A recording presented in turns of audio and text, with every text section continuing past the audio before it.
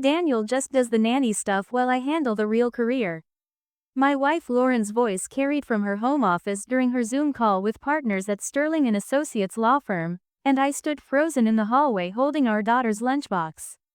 For 9 years, I'd put my architecture career on hold to raise our 3 children while Lauren built her reputation as one of Boston's top corporate attorneys. What she didn't know was that I'd been designing buildings the entire time, and my portfolio was worth $12 million. My name is Daniel Morrison, I'm 38 years old, and today my wife is about to learn that the man she dismissed as just the nanny actually out-earned her by a factor of 3.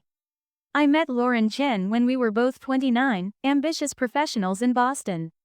She was a rising associate at a prestigious law firm.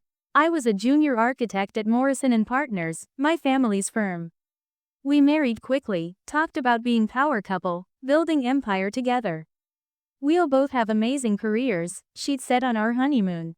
We'll make it work. Then I got pregnant. Well, we got pregnant. Our son James arrived, and suddenly career conversations changed. One of us needs to be home, Lauren had said when James was 6 months old. Daycare isn't good enough for our son. He needs a parent. I agree, I'd replied. Should we alternate years? You take this year, I'll take next year? She'd looked at me like I'd suggested something insane. Daniel, I'm on partner track. I can't take a year off.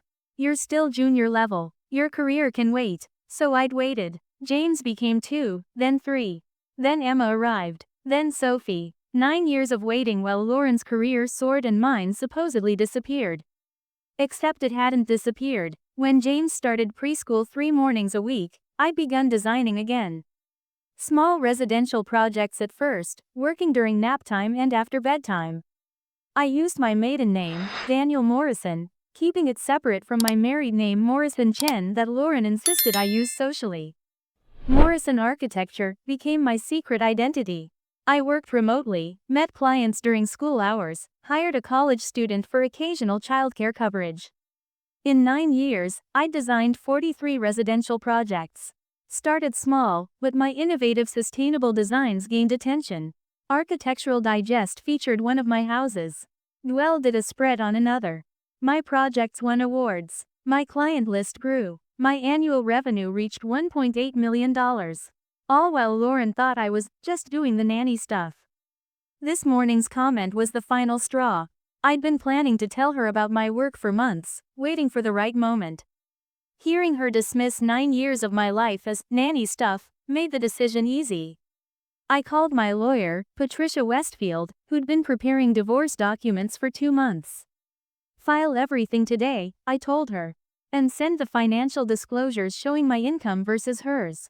Lauren came home that evening looking exhausted, barely acknowledging me as she dropped her briefcase.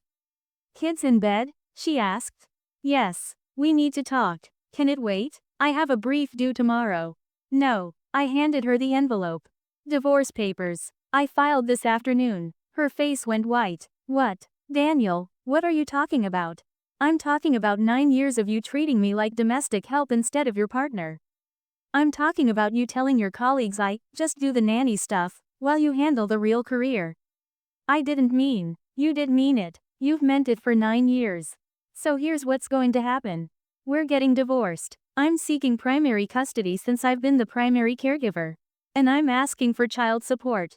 She actually laughed. Child support? Daniel, you don't have income. I've been supporting this family.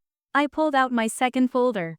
Morrison Architecture. That's my firm. 43 completed residential projects over 9 years. Average project fee, $300,000. Last year's gross revenue, $1.8 million. Net income after expenses, $1.2 million. I watched her face cycle through disbelief, shock, and something that might have been respect if it wasn't too late. You've been working, she whispered. I've been building a career. While raising our children full-time. While you assumed I was incapable of doing anything more complex than packing lunches. Why didn't you tell me? I tried. Multiple times. You weren't interested. You were too busy with your real career to notice your husband had one too. The divorce took 4 months. Lauren fought for custody, arguing she was the stable income. My financial records proved otherwise. Lauren made $600,000 annually as a partner. I'd made $1.2 million last year, with projections of $1.5 million this year. The judge awarded me primary custody. Lauren got every other weekend and one evening weekly. She was ordered to pay me $4,000 monthly in child support. The irony was perfect. 1 year later, Morrison Architecture occupied a proper studio in Cambridge. My staff included 3 junior architects and 2 project managers. We'd completed 68 projects total. Architectural Record named me one of the top emerging architects in sustainable residential design. I attended an AIA awards ceremony where one of my houses won for innovative design. Lauren was there with a colleague. She watched from across the room as I accepted the award, as journalists interviewed me, as other architects congratulated me on work they'd been admiring for years without knowing who designed it. Our eyes met across the reception. She looked like she wanted to say something.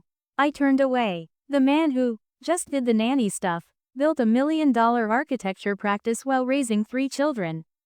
The woman who dismissed parenting as lesser work learned that competence doesn't disappear, it just gets redirected.